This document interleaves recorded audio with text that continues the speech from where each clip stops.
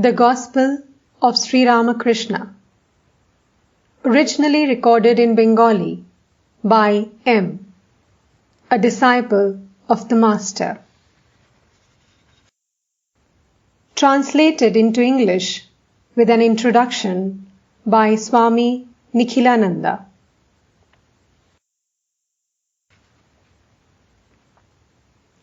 Preface. The Gospel of Sri Ramakrishna is the English translation of the Sri Ramakrishna Kathamrita, the conversations of Sri Ramakrishna with his disciples, devotees, and visitors, recorded by Mahendranath Gupta, who wrote the book under the pseudonym of M. The conversations in Bengali fill 5 volumes, the first of which was published in 1897 and the last shortly after M's death in 1932. Sri Ramakrishna Mutt, Madras, has published in 2 volumes an English translation of selected chapters from the monumental Bengali work. I have consulted these while preparing my translation. M., one of the intimate disciples of Sri Ramakrishna, was present during all the conversations recorded in the main body of the book and noted them down in his diary. They therefore have the value of almost stenographic records. In Appendix A are given several conversations which took place in the absence of M, but of which he received a first-hand record from persons concerned. The conversations will bring before the reader's mind an intimate picture of the Master's eventful life from March 1882 to April 24, 1886, only a few months before his passing away. During this period, he came in contact chiefly with English-educated Bengalis. From among them, he selected his disciples and the bearers of his message. And with them, he shared his rich spiritual experiences. I have made a literal translation, omitting only a few pages of no particular interest to English-speaking readers. Often literary grace has been sacrificed for the sake of literal translation. No translation can do full justice to the original. This difficulty is all the more felt in the present work, whose contents are of deep mystical nature and describe the inner experiences of a great seer. Human language is an altogether inadequate vehicle to express supersensuous perception.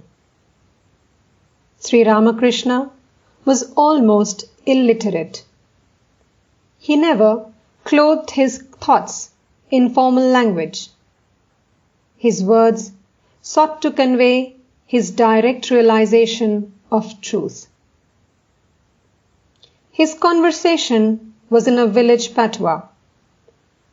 Therein lies its charm. In order to explain to his listeners an abstruse philosophy, he, like Christ before him, used with telling effect homely parables and illustrations, culled from his observation of the daily life around him.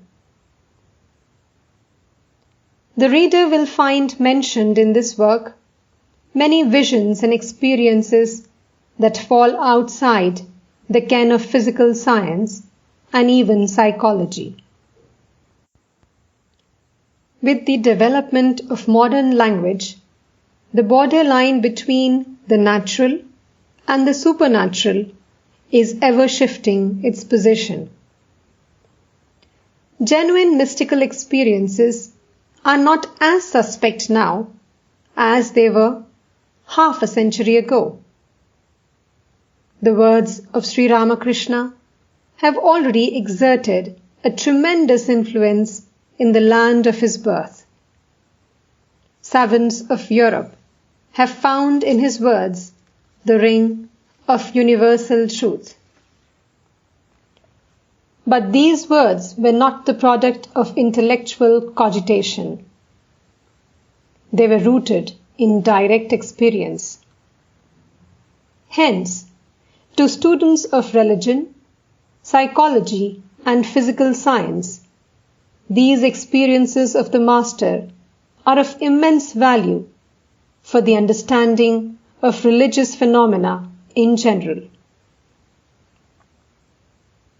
No doubt, Sri Ramakrishna was a Hindu of the Hindus. Yet, his experiences transcend the limits of the dogmas and creeds of Hinduism. Mystics of religions other than Hinduism will find in Sri Ramakrishna's experiences a corroboration of the experiences of their own prophets and seers.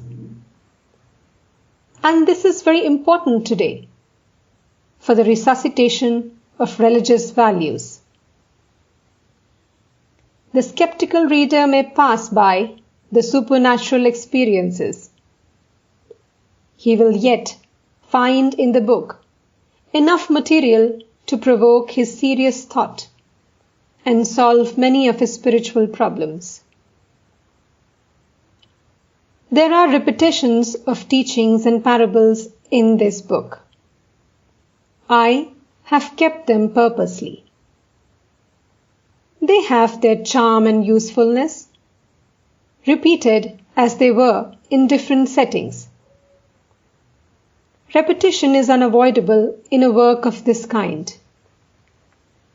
In the first place, different seekers come to a religious teacher with questions of more or less identical nature. Hence, the answers will be of more or less identical pattern. Besides, religious teachers of all times and climes have tried, by means of repetition, to hammer truths into the stony soil of the recalcitrant human mind. Finally, repetition does not seem tedious if the ideas repeated are dear to a man's heart. I have thought it necessary to write a rather lengthy introduction to the book. In it, I have given the biography of the Master, descriptions of people who came in contact with him, short explanations of several systems of Indian religious thought intimately connected with Sri Ramakrishna's life, and other relevant matters which I hope will enable the reader better to understand and appreciate the unusual contents of this book. It is particularly important that the Western reader, unacquainted with Hindu religious thought, should first read carefully the introductory chapter, in order that he may fully enjoy these conversations. Many Indian terms and names have been retained in the book for want of suitable English equivalents. Their meaning is given either in the glossary or in the footnotes. The glossary also gives explanations of a number of expressions unfamiliar to Western readers. The diacritical marks are explained under notes on pronunciation. In the introduction, I have drawn much material from the life of Sri Ramakrishna published by the Advaita Ashram, Mayavati, India. I have also consulted the excellent article on Sri Ramakrishna by Swami Nikhilananda in the second volume of the Cultural Heritage of India. The book contains many songs sung either by the master or by the devotees. These form an important feature of the spiritual tradition of Bengal and were, for the most part, written by men of mystical experience. For giving the songs their present form, I am grateful to Mr. John Moffat, Jr.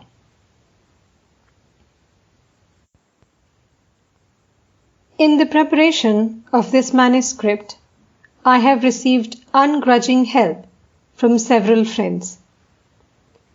Miss Margaret Woodrow Wilson and Mr. Joseph Campbell have worked hard in editing my translation.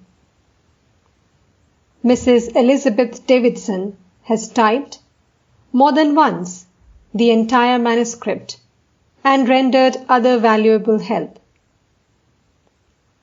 Mr. Aldous Huxley has laid me under a debt of gratitude by writing the foreword. I sincerely thank them all.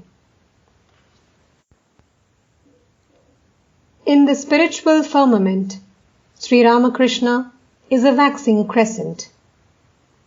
Within 100 years of his birth and 50 years of his death, his message has spread across land and sea. Romain Rolland has described him as the fulfillment of the spiritual aspirations of the 300 millions of Hindus for the last 2000 years. Mahatma Gandhi has written, "His life enables us to see God face to face." Ramakrishna was a living embodiment of godliness. He is being recognized as a compeer of Krishna, Buddha, and Christ. The life and teachings of Sri Ramakrishna have redirected the thoughts of the denationalized Hindus to the spiritual ideals of their forefathers. During the latter part of the 19th century, his was the time-honored role of the savior of the eternal religion of the Hindus. His teachings played an important part in liberalizing the minds of orthodox pundits and hermits. Even now, he is the silent force that is molding the spiritual destiny of India. His great disciple, Swami Vivekananda, was the first Hindu missionary to preach the message of Indian culture to the enlightened minds of Europe and America. The full consequence of Swami Vivekananda's work is still in the womb of the future.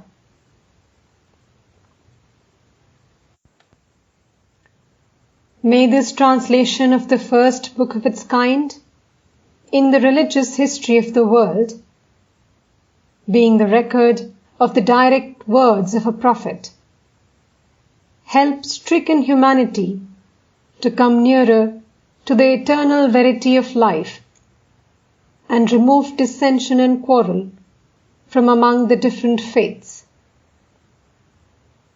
May it enable seekers of truth to grasp the subtle laws of the supersensuous realm and unfold before man's restricted vision the spiritual foundation of the universe, the unity of existence and the divinity of the soul.